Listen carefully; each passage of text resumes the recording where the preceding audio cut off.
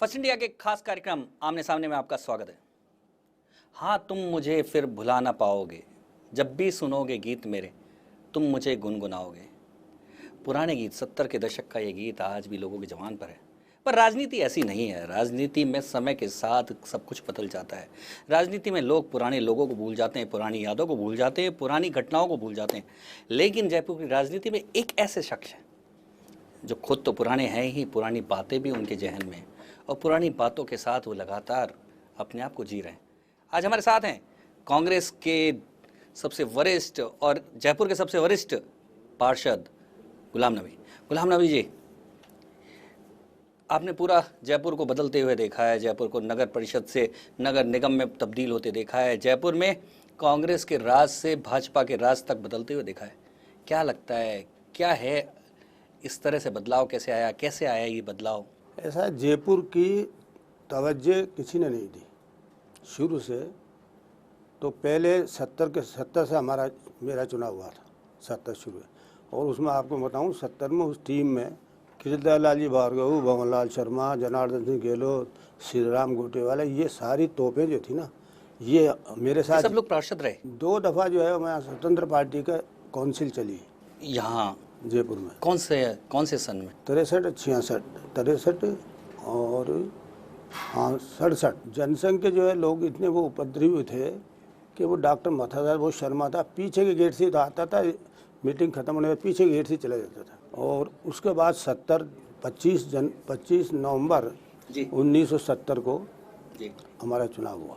इंदिरा जी गांधी, उनको ये महसूस था कि जयपुर राजस्थान की राजधानी होते हुए भी लगातार जो है पहले जनसंघ आ गई, फिर ये स्वतंत्र पार्टी का जोर जरा ज़्यादा था और शायद राजमाता से उनको खतरा भी लगता था। हाँ, तो जनसंघ वालों को नहीं, मगर इंदिरा जी ने उसको भापा और इंदिरा जी ने कहा कि चुनाव कौन सी तारीख को होगा, उससे 3 दिन पहले मैं आऊँगी स्पीच देने। यानी कि नगर परिषद के चुनाव में भी देश का प्रधानमंत्री यहाँ आया हमें जिताने के लिए, कि अब तक ये दोनों पार्टियाँ राज कर रही हैं यहाँ, और जब तक लोकल नहीं किसी के कब्जे में होता तो पब्लिक का मूड नहीं बदलता। कुल मिलाकर कितने मेंबर होते थे उस समय नगर परिषद में? उस वक्त जब हमने लड़े 45 मेंबर थे और 37 सीटें थी।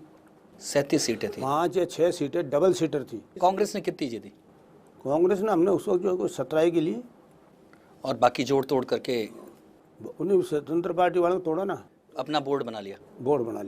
बोर्ड भी कैसे बना कि हमारे छुट्टनलाल श्रीमाल जो है वकील हैं, बहुत नामी वकील थे घाटगेट में, उनको सुकारिया जी ने उन्हें बेलकर बाकायदे हाथ उठवा के और उनको चेयरमैन डिक्लेयर किया। रमाकांत जो है वो चाहता था इसको राधा मोहन जी को। उन स्वतंत्र पार्टी के जो हमारे साथ वोट थे उनको गुमराह कर दिया और जनसंघ की तरफ वोट डलवा दिए उसके, रमाकांत जी ने। तो वो जब हुआ तो वो जीत गया।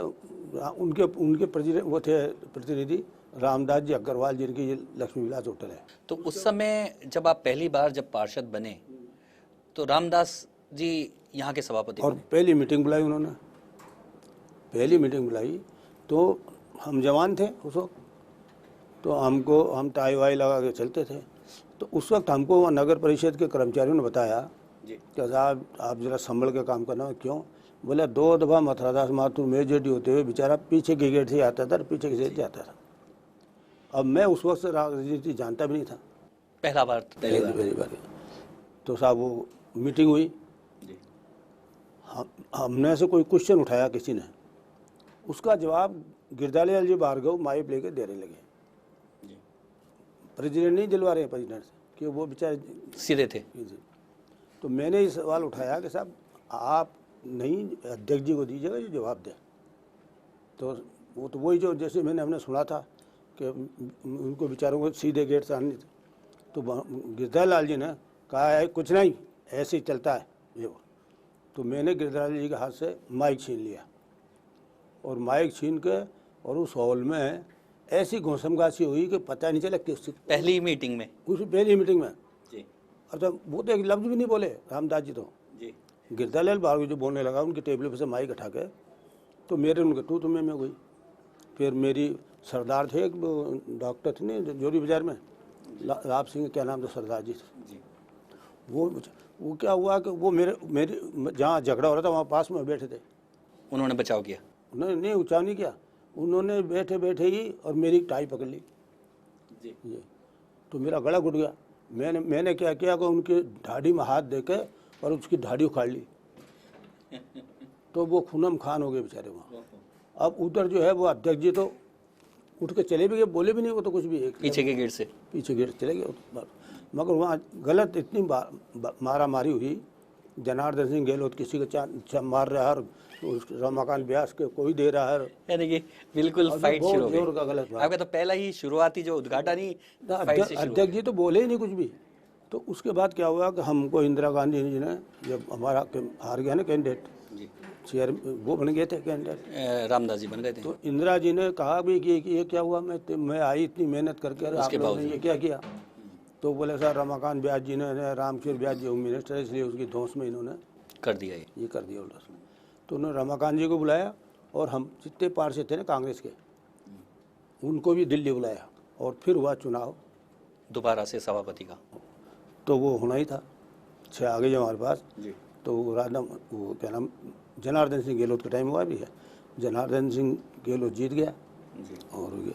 तो जनार्दन सिंह गहलोत सभापति बन गए उसके बाद राधा मोहन जी चेयरमैन बन गए 72 के बाद। मगर 72 के पहले जब जनार्दन जी के चेयरमैन बने ना, उस वक्त हमको सबको बस में भर के दिल्ली बुलाया मैडम ने, इंदिरा गांधी जी। हाँ, उन्होंने देखा कि डिप्टी मेयर भी चले जाएगा तो फिर बात ही खत्म हो जाएगी।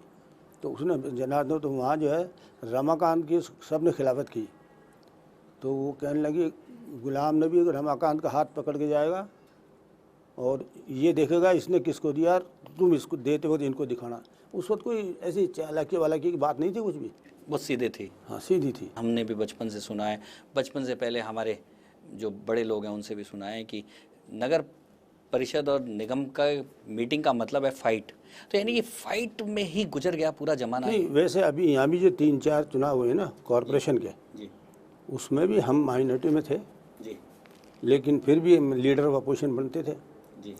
तो मैं अकेला ही धूमधाम करके इनको निपटाता रहता था। वो तो देखा ही है सबने कि आप ही अकेले भिड़ते थे। तो इसलिए अब जो है, जब मैडम आई ना मैं, तब जाकर इन्हों की मेजोरिटी थी। ये 46 थे, हम 26 थे जी। एक दिन भी इन्होंने काम नहीं होने दिया। आपने देखा होगा, चाहे मेरी एग्जीक्यूटिव की मीटिंग हो, चाहे बोर्ड की मीटिंग हो, वो ही उसके चारों तरफ चढ़ जाएंगे, कोई उसकी साड़ी खींच रही है, कोई क्या कर रहा है, कोई क्या नहीं कर रहा। ऐसा क्यों होता है? आखिर में बड़े वादे करके आते हैं आप लोग जीत कर, यहाँ के बाकी पार्षद भी, और वहाँ जाके झगड़े करने लगते हैं। ऐसा झगड़ा किस बात को लेके होता है? वो तो इस बात पे कि मेयर कैसे बन गई है। अब तक वही वो चल रहे थे ना, सब मेयर उन्हीं का चल रहा था, 4 बोर्ड उन्हीं ने। कोई मलाई को लेके, मलाई के बंटवारे को लेके तो झगड़ा नहीं होता, क्योंकि मलाई खाने उस वक्त नहीं थी। उस वक्त तो रिक्शा तांगे चलते थे जी। रिक्शा जो है बिना लाइसेंस के चलता था जी। फिर भी जो है चालान कर लेते थे। तो हमारे जो वो थे, क्या नाम उसका, वो थे, क्या नाम उसका, डायरेक्टर थे नगर निगम, नगर परिषद के, मतलब एग्जीक्यूटिव समझ लो। तो वो जो है उनके पास जो चालान लेकर आता कोई, तो वो उस पर लिखते 1 रुपया जुर्माना, 4 आना बाबू का। अच्छा, लिख भी देते थे? लिख के देते थे रिक्शा वाले पे 1 चाराना बाबू को घूस घूस होती थी ये चाराना बाबू हाँ, को। तो ऐसी सीधी चाराने का ही चलता था रिश्वत। बाकी ये तो सारा गफला हुआ है। मलाई थी। 94 में से हुआ। नगर परिषद की जो आय थी उसका क्या साधन था उस समय? कुछ नहीं था, ऑक्ट्राई था। ऑक्ट्राई कितना हो जाता था, कैसे हो जाता है, कैसे जल्दी थी नगर परिषद फिर? नहीं, ऑक्ट्राई से भी पूरा नहीं पड़ता था। शहर में सबसे बड़ी समस्या आती है सफाई को लेके। क्या उस समय भी सफाई सबसे बड़ी समस्या थी? आदमी भी कम थे, मगर ये था उस वक्त दोनों टाइम काम करते थे। तो कैसे होती थी सफाई की व्यवस्था उस समय? क्या व्यवस्थाएं क्या थी? क्योंकि अब तो सफाई को वही लेके हाथ गाड़ी थी। कर्मचारी पर्याप्त होते थे? हाँ, कर्मचारी पर्याप्त थे। पार्षद जिस तरह से अब सफाई को लेकर लड़ते हैं, कर्मचारियों को लेकर लड़ते हैं, उनकी हाजिरी लगाते हैं, तब भी ऐसी व्यवस्था थी क्या? आज की तारीख में आपको ये कह सकता हूँ कि पार्षद जो है ना, वो कोई सुबह राउंड नहीं लेता। पहले करते थे? पहले 2 टाइम करते थे ना, अब आज तो 7 बजे। पार्षद करते थे, राउंड लेते थे? हाँ पहले तो हुआ था, पहले अपने मोहल्ले का, अपने वार्ड का, सब लेते थे। ये सब जो जिन के नाम लिया आपने, जनार्दन सिंह गहलोत और गिरधारीलाल भार्गव, भंवरलाल शर्मा, ये लोग भी राउंड लेते सब सब करते थे। और क्या काम करते थे पार्षद उस समय बस और कोई काम ही नहीं था सफाई के अलावा? सफाई का, मगर ये था कि जो कर्मचारी थे जितने भी थे वो दोनों टाइम काम करते थे। अब आज 94 के बाद में एक टाइम काम करते हैं। डॉक्टर दीनबंधु आचार्य थे हमारे हेल्थ ऑफिसर, वो हर महीने 2 महीने में बड़ी बड़ी होटलों में वो जो है वो उसके लिए सेमिनार मंगाते थे। तो वो हम पार्षदों को बुलाते थे, मेरे को बुलाते थे खास। तो उसमें आप ये देखा 2100 रुपये पर हेड का हमने खाना खाया उस बरस। लेकिन सफाई नहीं हुई? नहीं, खाली स्कीम थी वो तो, ठोस कचरा प्रबंधन, मतलब इतना मजबूत प्रबंधन करें कि राय दिल्ली से भी हमको पढ़ाना आते थे, ये ऐसा करो ऐसा करो, लेकिन कुछ नहीं हुआ।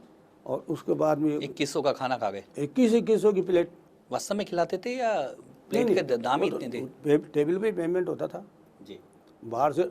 इन्होंने क्या किया, मोहनलाल गुप्ता ने ये शुरुआत की ना, ये आपके तो अच्छे मित्र रहे मोहनलाल गुप्ता नहीं काफी।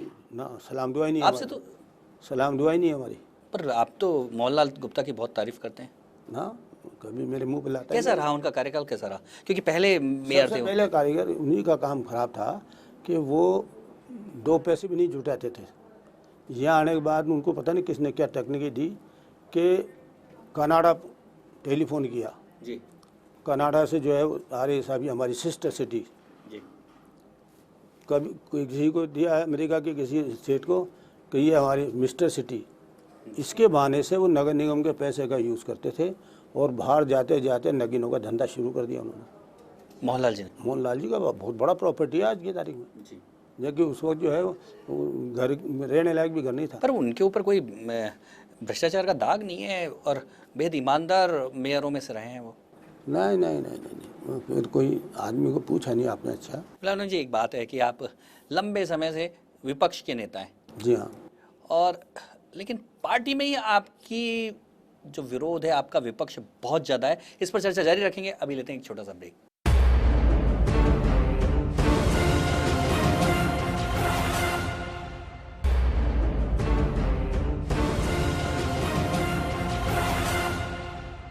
ब्रेक के बाद आमने सामने में आपका एक बार फिर स्वागत है। आज हमारे साथ हैं जयपुर के सबसे पुराने पार्षद, जो यादों के झरोके से अपनी यादें निकाल रहे हैं, गुलाम नबी।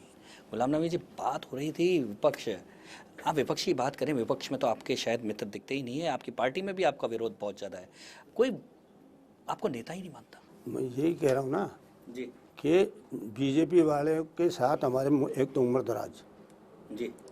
आज की तारीख में अगर मैं उनके खिलाफ कार्रवाई करूं तो जेल भेज दूं। उम्र दराज क्यों? ऐसे गद्दार जी 20,000 कट्टे तो कब्रिस्तान के नाम से लेके बरसात आई थी जब जी। ठेकेदार से मिलके। क्या है कि आपके अपने ही लोगों से भिड़ंत होती रहती है? ऐसा होता है कि मैं शुरू से जो है अपने मतलब के लिए मैंने कुछ काम नहीं किया जी। और इन्होंने अपने मतलब के लिए काम किया। अब मैं जो है उसको मना करता हूँ तो नहीं मानते हैं। पार्टी में महेश जोशी की चाल थी सारी, महेश जोशी की मेरे कभी नहीं बनी। क्यों महेश जोशी? और आप, महेश जोशी तो आपके बाद के हैं नेता, बहुत, आप तो बहुत वरिष्ठ नेता। नहीं, 94 के बाद में आ गया ना फिर वो। अब जो ये उद्यम कर रहे हैं, पहले कोई नहीं उद्यम करता था। अभी हमारे 3-4 पार्षद हैं, उनका एक ही काम है पैसा कमाओ, और मैं उनको क्लियर जो है उनके खिलाफ कार्रवाई कर देता हूँ। मेरी पार्टी के होते हुए भी मैं कार्रवाई करता हूँ उनके खिलाफ। तो वो क्या महेश जोशी संरक्षण देते हैं उनको? महेश जोशी और अर्चना शर्मा जी, वो भी हमारे साथ पार्षद थी। तो क्या क्या आपसे क्या विरोध है? महेश जोशी को तो आप कहीं नहीं टकरा रहे हैं, क्या विरोध क्या है? क्या विरोध है? मैं किशनपुर का रहने वाला हूँ। जी आज तक जब भी कोई बात आती है, मुख्यमंत्री जी ये अशोक गहलोत जी बनते हैं, ये अध्यक्ष बनते हैं, ये रहे 5-6 दफ़ा ऐसे मुख्यमंत्री, तो वो महेश जोशी के अलावा किसी को नहीं चाहते। अशोक जी। और जब मेरा किशनपुर में इतने साल से चल रहा हूँ, झट महेश जोशी आ जाता है। उसके बाद जब दोबारा वो उसका ठिकाने लगाया तो अश्लील टाँक आ गया, और अब उसको ठिकाने लगाया तो वो अमीन काक दिया। क्या ये एक बड़ा सवाल उठता है, आप इतने पुराने, आपका परिवार भी कांग्रेस से जुड़ा रहा, आपने कांग्रेस की लंबी सेवाएं की, बाहर से लोग आके टपक जाते हैं, अशकली भी बाहर से आए, और यहाँ तक कि आप ये देखिएगा, अभी जो ये इस चुनाव का टिकट मुझे मिला ना, जी, बड़ी मुश्किलों से मिला है। क्यों? हमारे अध्यक्ष जी कहते हैं कि आपकी शिकायत है कि आप 99 साल के हो गए। 99? मैंने कहा मैंने मैट्रिक का सर्टिफिकेट ले जाकर दिया, नहीं ये लो। अभी कितनी उम्र है वैसे? आपकी पूछनी नहीं चाहिए लेकिन। 74 साल की हूँ। और 99 साल का बता दिया आप? हाँ, मेरा टिकट काटने के चक्कर में महेश जोशी की चाल थी वो। फिर ये कहा था वो तो 92 साल के हो गए। फिर मैंने वहाँ पहुँच कर कहा भाई देखो, बीमार तो नहीं हुआ था, बीमार कौन नहीं होता। तो मैंने कहा आप में से कोई मेरे साथ दौड़ लो अगर मैं तंदुरुस्त नहीं हूँ तो फिर वो चुप हो गया। अब फिर जनाब वो जो अपोजिशन महेश जोशी की पार्टी ये लाई कि साहब ये तो गए इलेक्शन में ये वादा किया था कि आगे नहीं लड़ूंगा। मैंने कहा तुम सारे नेता थे, चल के बता दो मैंने किया था कि पब्लिक में क्यों करूँगा वादा, ऐसा वादा कौन करता है कि मैं आगे इलेक्शन नहीं लड़ूंगा। तब जाकर मेरे को टिकट मिला नहीं, मेरा टिकट ही कैंसिल कर देते। ऐसा क्यों? आपके पीछे क्यों पड़े? वो बड़ा बताया ना मैंने, महेश जोशी का वर्चस्व मुख्यमंत्री जी की वजह से जयपुर में ज़्यादा बना लिया उसने। उसके कारण आज हकीकत भी इसकी यही हो रही है। आज भी जो है जितने भी हमारे कांग्रेस के बीजेपी के अलावा बाकी पार्षद हैं वो सब आज नाराज हैं उससे। पर गुलाम नबी जी, भले ही महेश जोशी कह रहा हूँ, पर बड़ा एक सवाल तो उठता है, लोगों को एक टिकट पाने में बहुत मुश्किलें होती हैं। आप लगातार 70 से टिकट कांग्रेस का लाए जा रहे हैं, ये क्या आपके पास ऐसे कौन सा नुस्खा है जिसके चलते आप टिकट ले आते हैं बार बार? टिकट तो राष्ट्र में देना ही पड़ता है ना उनको, क्योंकि मैं सीट निकालता रहता हूँ। और मेरा जो फंक्शन है वो हाउस में जो है आप लोग छापते हो 94 से, आप देखो इतने हैं कि आप देख नहीं सकते 94। अरे एक बात बताइए गुलाम नबी जी, आपने बहुत सारे सभापति देखे, मेयर भी देख लिए लगातार, क्योंकि सबसे अच्छा कौन लगा? सबसे अच्छा मुझे लगे वो एक मैडम थी 2002 में जो बनी थी, क्या नाम? निर्मला वर्मा। एक और है गुलाम नबी जी, भ्रष्टाचार निश्चित तौर पे, लेकिन ऐसा कौन सा मेयर या सभापति था जिसके टाइम पे काम बहुत हुए इस शहर में? काम हुए ही नहीं ना कभी किसी के भी।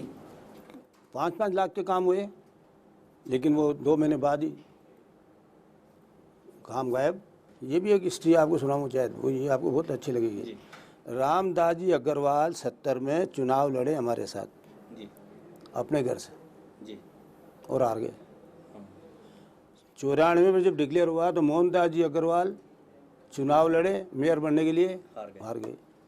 तो ये लोग जो समझते हैं काउंसिल का चुनाव, ये 2 हस्ती में आपको इसलिए बताइए कि दोनों बहुत बड़ी हस्ती है जयपुर की, और एक काउंसिल के चुनाव में हार गए। आखिर में ऐसी क्या खासियत थी कि ज्योति खंडेलवाल का बड़ा सपोर्ट करते हैं? नहीं, उसका रीज़न बता रहा हूँ ना जी। पिछले चुनाव में मेरे साथ पार्षद थी जी, तो मैं खूब इनको सपोर्ट करता था, और वहाँ जो मेरे साथ बोलती थी इनके जो पहले वाला बोर्ड जो था, तो इनके कार्यकाल में कोई काम अशोक जी का जो बोर्ड था ना, अशोक परनामी जी, हाँ, तो उसमें अशोक परनामी भी खूब भ्रष्टाचार को फैलाते गए। इनके साथ तो चोटी हुई कि कांग्रेस के जो नगर निगम के अंदर जो वो लगते हैं ना वकील, वो 60 वकील लगे हुए थे जी, तो वो सब बीजेपी के थे। जी, जी, मैडम ने आते ही महेश जोशी के इनके अच्छे ताल्लुकात थे, मेरे तो बिगड़े हुए थे, इनके ताल्लुकात थे। ये जनाब जो है वो महेश जोशी जो है वो उस पर लिस्ट बनाकर मैडम के पास भेजता था, मैडम उस पर दस्तखत कर देती थी जी। तो मेरे को जब पता तो मैं फिर नाराज़गी जाहिर की मैडम से।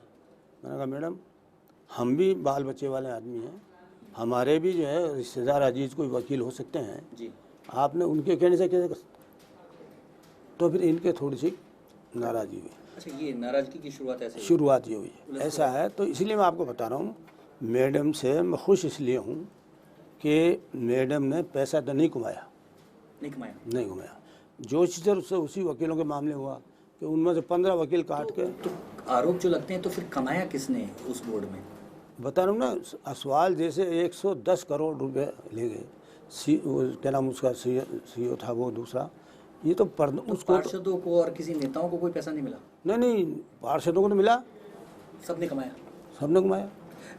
कभी 25,000 रुपये महीने की तनख्वाह बांध ली पार्षदों ने। गुलाम नबी जी, एक बात बताइए कि पार्षद को लेकर बहुत छीना झपटी होती है, पार्षदों की कमाई कैसे होती है, क्या तरीके हैं? कमाई का यही तरीका है, अगर पार्षद जो है जैसे ठेकेदार है जी ठेकेदार ने 15 लाख का ठेका लिया जी, तो 2% तो वो देता ही है, पार्षद को देता ही है। 2% देता ही है। और उसके बाद भी अगर मान लो उसको ज़रूरत ज़्यादा है तो यार 5 लाख का काम कम कर दे, अच्छा, 20 लाख का। पार्षद के पास क्या अथॉरिटी है? कुछ नहीं है, थुप्पल में ही देता है। पार्षद के पास कोई अथॉरिटी नहीं, कोई काम ही नहीं पार्षद के पास। तो फिर ये 2% क्यों, किस? ये 2% तो ठेकेदारों ने अपना रवैया बना रखा है, फिक्स है वो तो। जी, और ऊपर से जितना नहीं, मेरी बात सुनो, नहीं तो पार्षद उसका ठेका तो कैंसिल करा ही सकता है, जी, पार्षद उसके ठेके के खिलाफ लिख दे, तो इसलिए वो तो उनका फिक्स है। बाकी अब जो जाके जैसे सोनी साहब थे, जी उससे उस वक्त से बिगड़ा रखा। जी, सोनी साहब के खिलाफ मेयर ने हमने खूब कोशिश की। उस समय क्या बढ़ गया था क्या कमीशन? नहीं, एक दफ़ा सोनी साहब के खिलाफ भी छापा पड़ा था। जी जब ये पहले ये जो अभी तीनों आदमी गए ना, जी हमारे तीनों सीओ, जी, सोनी, यादव और ये असवाल, अच्छा, ये चौथी बार आए हुए हैं। इतना मज़ा आता है नगर निगम में। अच्छी कमाई है। और ये इन ठेकों के अलावा और क्या कमाई के, और क्या क्या? और तो ये कि जैसे बाग बन रहा है तो उसका जो टेंडर देखना होता है, जी, और हमारे जो है बागवान अलग हैं, वहाँ कमिश्नर अलग बैठता है बागवानों का, तो वो सब फिट हो जाते हैं। हर ठेके में कमाई है। हर मतलब कहीं भी हो, सब में यही हाल है। तो एक गुलाम नबी जी, एक बताइए कि क्योंकि नए नए लड़के भी बड़ी कोशिश करने लग गए हैं कि पार्षद बनने की, एक पार्षद अगर रूटीन से चलता है तो कितने ऐसा कमा है, लेता है? थोड़े बहुत सही भी है, लेकिन नए लड़कों को ये मालूम है कि पार्षद बनने के बाद मज़े ही मज़े हैं। कितना कितना कमा लेता होगा साल भर में?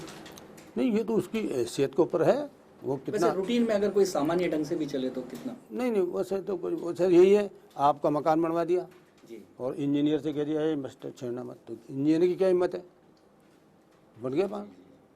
बिल्डिंगों की परमिशन नहीं मिलती। आप जयपुर में, मैं एनक्रोचमेंट कमेटी का चेयरमैन भी था जी, और आज भी हूँ, मेरे पास से कोई फाइल ऐसी नहीं आई कोई तोड़ने के ऑर्डर मेरे को देने पड़े, फाइल ही नहीं आती थी।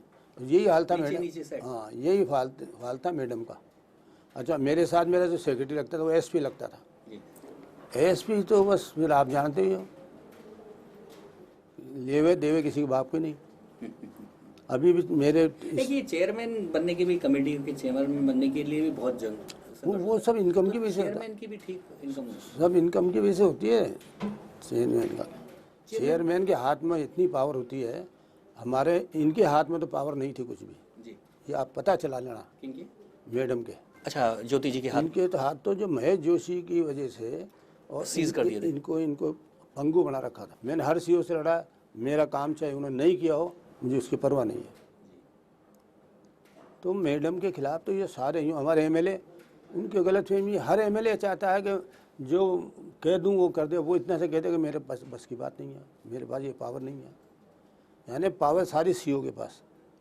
अभी आप देखिएगा 6 महीने से लगातार मैडम चिट्ठी लिख रही है सीओ को जी, कि बोर्ड की मीटिंग फला तारीख को बुलाई जाए, लेकिन नहीं बुलाया। नहीं बुलाया।